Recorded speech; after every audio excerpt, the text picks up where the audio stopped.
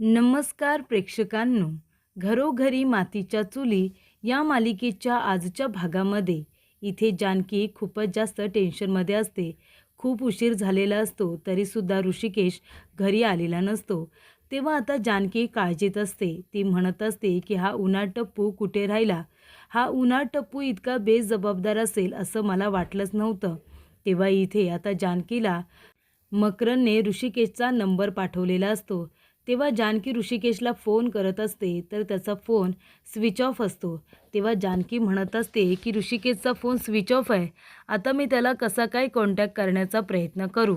तेव्हा जानकी म्हणत असते, पण जो माणूस दुसऱ्यांची इतका मदत करतो, माझी इतकी मदत करतो, तो माणूस बेजबाबदार असूच शकत नाही. माझंच काहीतरी गैरसमज झालेला आहे. लवकरात लवकर त्याला शोधायला हवं असं जानकी म्हणत असते. तर इथे सुमित्रा आता भयंकर चिडलेली असते. ती म्हणते, अहो तुम्ही काय करताय? कुठे माझा ऋषिकेश? अजून तो घरी आलेला नाही आहे. अहो तुम्ही रणदिवे आहात ना, रणदिवे. मग जा ना, तुमची माणसं कामाला लावा आणि माझ्या ऋषिकेशला लवकरात लवकर शोधून काढा. कुठे आहे माझा ऋषिकेश? अजून कसा घरी आलेला नाही आहे तो? त्याची ना तुम्हाला अजिबात काही काळजीच नाही आहे, कळते मला. तेव्हा नाना म्हणत असतात की सुमित्रे, अगं तू जरा शांत बसतेस का? हे बघ, आपला ऋषिकेश नक्की सापडेल. तू नको ना काळजी करू. मी माझ्या माणसांना सांगितलंय ऋषिकेशला शोधून काढा म्हणून. तू अजिबात काळजी करू नको. आता सारंग येईल ना, सारंगला सुद्धा विचारू ना की काय झालं म्हणून. तेव्हा इथे सारंग आलेला असतो. नाना आणि सुमित्रा विचारतात की सारंग काय झालं? ऋषिकेश कुठे आहे? तेव्हा नाना म्हणत असतात की ऋषिकेश सापडला का?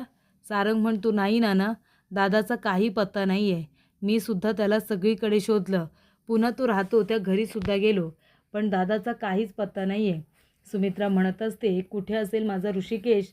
कुठे शोधायचं त्याला? मला असं वाटतं त्याने रागाच्या भरात येऊन स्वतःच्या जीवाचं काही बरं वाईट तर करून घेतलं नसेल ना. हे सगळं तुमच्यामुळे होतंय, कळते का तुम्हाला? तुम्ही जर त्याला घरातून जायला सांगितलं नसतं तर आज माझ्या मुलावरती ही वेळच आली नसती. जर माझ्या मुलाचं काही बरं वाईट झालं ना, तर त्यासाठी मी तुम्हाला जबाबदार ठरवेन, कळलं का तुम्हाला? माझ्या ऋषिकेशला लवकरात लवकर शोधून काढा म्हणजे काढा. तेव्हा इथे सारंग म्हणत असतो, नाना मला कळत नाही आहे, दादा अचानकपणे असा कुठे जाईल? तेव्हा प्रेक्षकांनो, नाना म्हणतात, तुम्ही कुणीही काळजी करू नका. मी माझ्या माणसांना लावले ना शोधायला. आणि तसंही सुमित्रे, ऋषिकेश हरवल्याची बातमी जास्त लोकांना कळू नये असं मला वाटत होतं, म्हणून मी मोजक्याच लोकांना सांगितलं होतं. पण आता मी माझ्या ओळखीतल्या बऱ्याच लोकांना सांगतो. ते सगळेजण मिळून आपल्या ऋषिकेशचा शोध घेतील. तेव्हा इथे आता सौमित्र म्हणत असतो की ठीक आहे, मी सुद्धा माझ्या काही लोकांना सांगतो दादाचा शोध घ्यायला. तेव्हा सारंग म्हणतो, आणि मी पण आमच्या मित्रांना सांगतो ऋषिकेश दादाला शोधायला. काहीही झालं तरी ऋषिकेश दादाला शोधून काढायचंच. तेव्हा प्रेक्षकांनो, इथे आता सुमित्रा म्हणत असते, मला ते काही कळत नाही. माझ्या ऋषिकेशला लवकरात लवकर शोधून काढा आणि त्याला घरी घेऊन या. जर त्याने रागवून स्वतःच्या जीवाचं काही बरं वाईट केलं ना, तर मात्र मी कधीही ते सहन करणार नाही. तेव्हा इथे नाना म्हणतात की सुमित्रा, असं काही नाही होणार, कारण का ऋषिकेश आपला मुलगा आहे. तो कधीच असं चुकीचं पाऊल नाही उचलणार. तेव्हा सुमित्रा रडत असते. ती म्हणत असते की तुम्ही मला अजिबात समजवू नका. मला सगळं काही कळतंय. माझा मुलगा तुमच्यामुळे घरातून बाहेर पडलाय. जर त्याला काही झालं तर एक गोष्ट लक्षात ठेवा, मी तुम्हाला कधीच नाही माफ करणार. तेव्हा प्रेक्षकांनो, इथे आता प्रधान काका आलेले असतात. जानकीला म्हणतात, जानकी बाळा, आतमध्ये येऊ का गं? तेव्हा जानकी म्हणते, काका या ना, विचारताय काय? तेव्हा प्रधान काका म्हणतात, अगं काय झालं? ऋषिकेश रात्रभर नाही आला का? त्याचा काही पत्ता नाही लागला का? तेव्हा इथे जानकी म्हणते, नाही ना काका, बघा तो मुलगा घरीच आलेला नाही आहे. कुठे गेलाय काय माहिती. तेव्हा इथे प्रधान काका म्हणतात, अगं पण ऋषिकेश त्याच्या घरी गेला असेल का? त्याच्या घरच्या लोकांना फोन करून विचारतेस का की तो आलाय काय म्हणून? तेव्हा जानकी म्हणते, नाही ना, त्यांचा कुणाचाही नंबर माझ्याकडे नाही आहे. आणि काका, अहो कालची तर ओळख आहे आमची. लगेच आम्ही एकमेकांना इतकं ओळखतसुद्धा नाही. तो फक्त जाताना एवढंच म्हणाला होता की तो पुण्याला काही सामानाची डिलिव्हरी द्यायला जाणार आहे. एवढंच तो फक्त म्हणाला होता. पण कुठे जाणार आहे, कुठे काम करतोय, मला काहीसुद्धा माहिती नाही आहे. आणि त्याला फोन करते तर त्याचा फोनसुद्धा स्विच ऑफ आहे. नाही नाही काका, मी एक काम करते, मी आताच्या आता ऋषिकेशला शोधायला जाते. त्याने किती मदत केली आहे माझी. सगळ्या लोकांची तो मदत करत असतो. मग आता माझी वेळ आहे त्याला शोधून काढण्याची. तेव्हा काका म्हणतात, तू एक काम कर, तू आधी त्याच्या घरी जा. त्याचं घर कुठे असं विचारल्यानंतर, आशीर्वाद बंगला मुळशीमध्ये खूप फेमस आहे. कुणालाही विचारलंस तरी घरी नेऊन सोडतील असं काका म्हणतात. तेव्हा प्रधान काका म्हणतात, पण जानकी तुला कधी कळलं ऋषिकेश गायब झाल्याचं? तेव्हा जानकी म्हणते, ऋषिकेशची आई इथे आली होती. त्या मला म्हणाल्या, जर माझ्या ऋषिकेशला काही झालं तर मी तुला कधी माफ नाही करणार. तेव्हा प्रधान काका म्हणतात, त्यांचे कान आहेत ना, ते हिनेच भरले असतील. कारण प्रधान काकू आहेत ना तुझ्या, त्या इथे आल्या होत्या त्यांना भेटायला. कदाचित तिनेच त्यांचे कान भरले असतील, म्हणून त्यांनी तुला जबाबदार ठरवलं.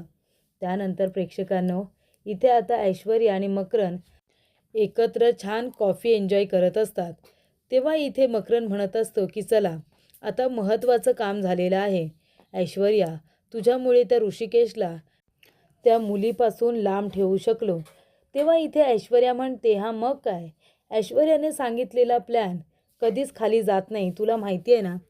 तेव्हा इथे ऐश्वर्या म्हणत असते, आता फक्त एक काम कर, तुझी गर्लफ्रेंड दुसरी कुणाची गर्लफ्रेंड होण्याच्या आधी तुझ्या मनातलं तिला सांगून टाक. आता एक काम कर, ती त्या ऋषिकेशला शोधते ना, मग आता थोड्या वेळाने तू सुद्धा तिची मदत करण्याचं नाटक कर. कसं आहे, मुलींना इमोशनल सपोर्ट हवा असतो. तेव्हा तू तुझा खांदा तिला रडायला दे. त्याचबरोबर तिचे डोळे पुस, तेवढंच तिला बरं वाटेल. आणि मग हळूहळू तिच्या जवळ जाण्याचा प्रयत्न कर. तेव्हा इथे लगेच मकरेन म्हणतो, पण मला जमेल का? कारण या सगळ्यामध्ये माझा ऐकू खूपच जास्त कमी आहे. तेव्हा ऐश्वर्या म्हणते की प्रेमामध्ये ऐकूची गरज नसते. प्रेमामध्ये इथे आता केअरिंगची गरज असते. तू इथे तुझ्या गर्लफ्रेंडला दाखवून दे की तुला तिची किती काळजी आहे ते. मग बघ ती कशी तुझ्या मागे मागे येते ती. पण हे सगळं तुला लवकरात लवकर करावं लागणार आहे. तेव्हा मकरन म्हणतो की ऐश्वर्या, तू ऋषिकेशची केस इतकी पर्सनली का घेतेस? तेव्हा इथे ऐश्वर्या म्हणत असते, हा मग, कारण तो माझ्या डॅडाचा दुश्मन आहे. आणि जो माझ्या डॅडाचा दुश्मन असतो त्याला ही ऐश्वर्या तिची पावर दाखवल्याशिवाय स्वस्थ बसत नाही. तेव्हा प्रेक्षकांनो, इथे आता मकरन म्हणत असतो की ठीक आहे, या सगळ्यामुळे माझा तरी फायदा चांगला होतोय. ऋषिकेश तरी लांब राहिला जानकीपासून. त्यानंतर प्रेक्षकांनो, जानकी इथे ऋषिकेशचा शोध घेत असताना आता प्रत्येक ठिकाणी जात असते. लोकांना विचारत असते, तुम्ही ऋषिकेश रणदिवेला बघितलंत का? तुम्ही त्याला ओळखता का? सगळेजण म्हणत असतात की हो, आम्ही तर ओळखतो, पण आता आम्ही त्यांना बघितलेलं नाही आहे. तेव्हा जानकी म्हणत असते की कुठे गेला असेल हा मुलगा? कुठे शोधू मी त्याला? तेव्हा ती म्हणते की आता ऋषिकेशच्या घरी गेलंच पाहिजे. जर तो आपल्या आईला भेटायला गेला असेल तर? प्रधान काकासुद्धा म्हणालेले असतात, कदाचित तो त्याच्या घरी गेला असेल. कारण इथे आल्यानंतर त्याला जर बाहेरच झोपावं लागलं तर कदाचित त्याला टेन्शन आलं असेल आणि म्हणून तो त्याच्या घरी गेला असेल. जानकी म्हणते की घरच जाणं योग्य ठरेल का? जर त्याच्या आईला पुन्हा माझा राग आला तर? त्यांचा काही गैरसमज झाला तर? आणि तेव्हा प्रेक्षकांनो, इथे आता जानकी मंदिराच्या बाहेर आलेली असते. आजूबाजूच्या लोकांना विचारत असते की तुम्ही ऋषिकेश रणदिवेला बघितलंत का? सगळेजण नाहीच म्हणत असतात. तेव्हा जानकीकडे आता दुसरा पर्याय उरत नाही. जानकी मंदिरामध्ये येते आणि म्हणत असते की देवी आई, ऋषिकेशला काहीसुद्धा होऊ देऊ नकोस. जर तो कुठल्या संकटात सापडला असेल तर ते संकट लवकरात लवकर दूर होऊ दे आणि ऋषिकेश त्या संकटातून बाहेर पडू दे. आणि तेव्हा प्रेक्षकांनो, इथे आता जानकी देवाजवळ ऋषिकेशसाठी प्रार्थना करत असते. आणि इथे आता ऋषिकेशला जी काही चक्कर आलेली असते, त्याच्या डोक्याला मार लागल्यानंतर तेव्हा तो आता शुद्धीवरती आलेला असतो. तेव्हा ऋषिकेश समोर बघतो तर काय, एक खुर्ची असते, त्याच्यामध्ये एक ताट असतं, बाजूला पाण्याचा तांब्या असतो आणि जेवणसुद्धा असतं. म्हणजे इथे या मकरनची आधीपासूनची सवय आहे. लोकांना किडनॅप तर करून ठेवायचं, पण त्यांची उत्तम काळजीसुद्धा घ्यायची. म्हणजे तसं बोलायला गेलं तर मनाने तो इतका वाईटसुद्धा नाहीच आहे. इथे ऋषिकेशसाठी सुद्धा जेवणाची व्यवस्था त्याने केलेली असते. तर इथे नाना आपल्या ओळखीच्या लोकांना फोन करत असतात आणि म्हणत असतात की माझा मुलगा ऋषिकेश हा कालपासून गायब आहे. नक्की कुठे गेला आहे कुणाला काही माहिती नाही. लवकरात लवकर त्याला शोधण्याचा प्रयत्न करा, लवकरात लवकर त्याला शोधून घरी घेऊन या, असं नानांनी सांगितलेलं असतं. तेव्हा इथे गुलाबदादा झाडांची काळजी घेत असतात. तेव्हा गुलाब म्हणत असतो की नानासाहेब बघा ना, हे झाड आहे त्याला संपूर्णपणे कीड लागली, त्याची वाढसुद्धा आता खुंटत चालली, काय करायचं? तेव्हा तिथे जानकी येते आणि म्हणत असते की कसं आहे ना, झाडांना फक्त खत पाणी एवढंच महत्त्वाचं नसतं, तर झाडांना मायासुद्धा लावायची असते, झाडांना प्रेमसुद्धा द्यायचं असतं, बरोबर की नाही? त्यांच्या वाढीसाठी ते सुद्धा महत्त्वाचं असतं.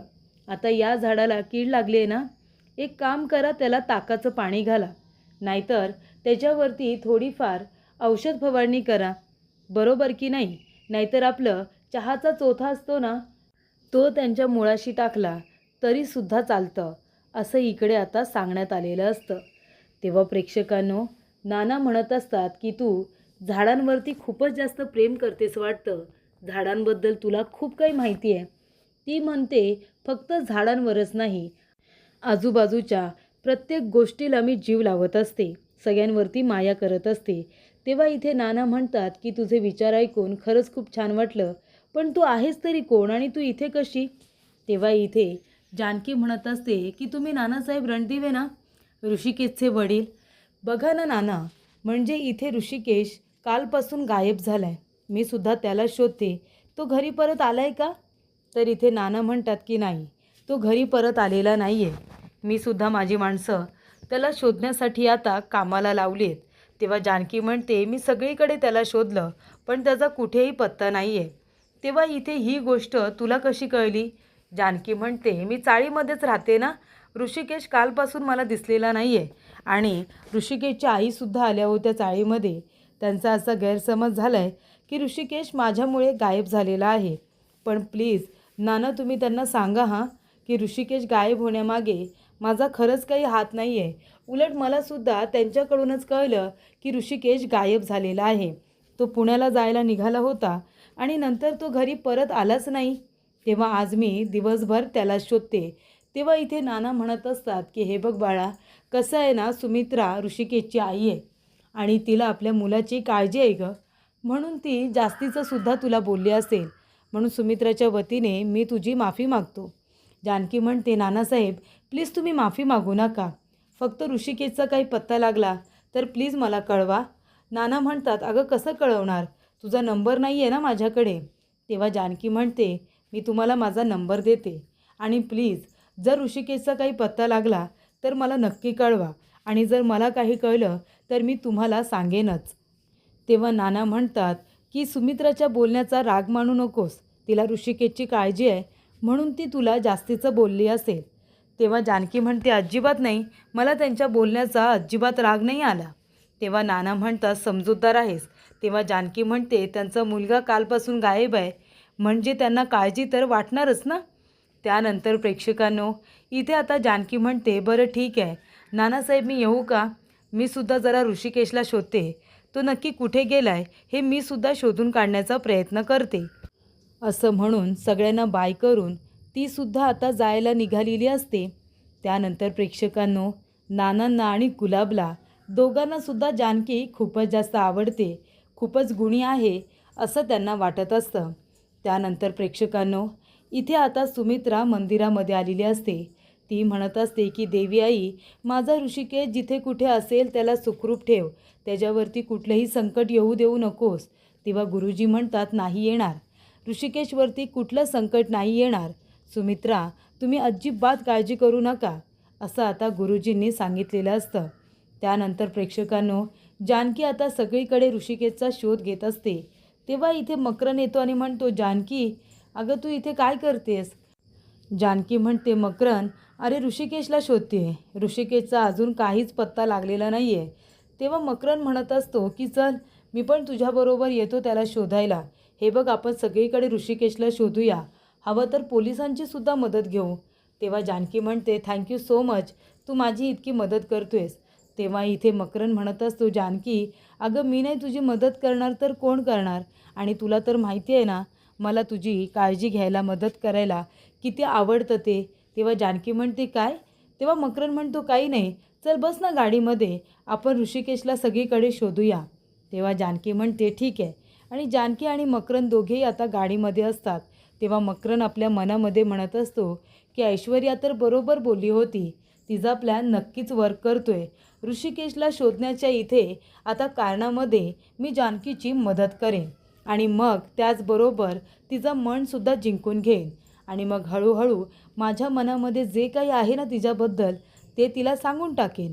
तेव्हा प्रेक्षकांनो, इथे जानकी म्हणत असते की ऋषिकेश कुठल्या संकटात तर नाही आहे ना, म्हणजे असा अचानक एवढा मोठा मुलगा गायब कसा होईल? नक्कीच काहीतरी गडबड आहे, मला त्याची खरंच खूप काळजी वाटते, असं जानकी आता म्हणत असते. मकरंद म्हणतो नको काळजी करू, मी आहे ना तुझ्याबरोबर, त्या ऋषिकेशला आपण बरोबर शोधून काढू. तर प्रेक्षकांनो, पुढील भागामध्ये इथे आता जानकी शोधाशोध करत असताना तिला कळलेलं असतं ऋषिकेशला इथे पोलीस घेऊन गेले होते असं एका माणसाने सांगितलेलं असतं की ऋषिकेशला एक पोलिसांची गाडी घेऊन गेली होती. त्यानंतर इथे पोलीस आलेले असतात. ते म्हणत असतात की ऋषिकेश रणदिवे हे काही लहान नाव नाही आहे. नानासाहेब रणदिवे यांच्या मुलाला कुणीतरी किडनॅप केलं असेल, तर ही बातमी जर खरी असेल तर आम्ही लवकरात लवकर त्याचा शोध घेऊ. त्यानंतर प्रेक्षकांनो, इथे आता ऋषिकेश म्हणतो की शांत बसून जमणार नाही, काही ना काहीतरी हालचाल केलीच पाहिजे. आणि तो आता पळून जाण्याचा प्रयत्न करत असताना तिथे एक माणूस येतो आणि ऋषिकेशवरती बंदूक ताणतो. तर इथे सयाजी विखे पाटील म्हणत असतो की ऐश्वर्या, अगं तू सयाजी विखे पाटीलची पोरगी आहेस, तू तर डेअरिंगबाज असणारच, तुझा प्लॅन वर्क होणारच. त्या ऋषिकेशची चांगली जिरवलीस, त्याची वाट लावलीस, असं इकडे सयाजी विखे पाटील आपल्या मुलीला ऐश्वर्याला म्हणत असतो.